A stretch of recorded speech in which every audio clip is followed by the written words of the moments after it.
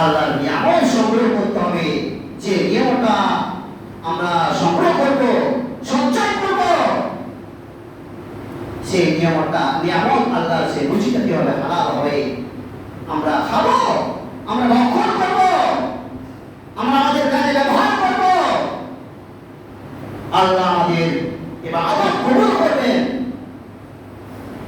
হালাল রুজি খেয়ে যদি আমরা ইবাদত করি, হালাল রুজি খেয়ে যদি আমরা আল্লাহর ঘোষণা করি, হালাল রুজি খেয়ে যদি আমরা আল্লাহর পূজা পাঠ করি, তবে আল্লাহ পাক রব্বুল আলামিন আমাদের ইবাদত কবুল করবেন।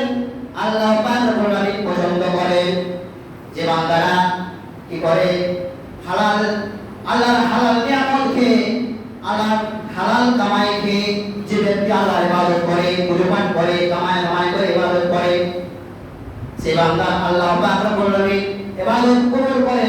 আল্লাহ পাক রব্বুল আলামিন খুশি হয়ে যান। বলুন সুবহানাল্লাহ। খুশি হয়ে যান। এই দুনিয়া তো ভালো, মানুষেরা ভালোবাসে, মানুষেরা ভালোবেসে যান, আর আল্লাহ পাক রব্বুল আলামিন খুশি হয়ে যান।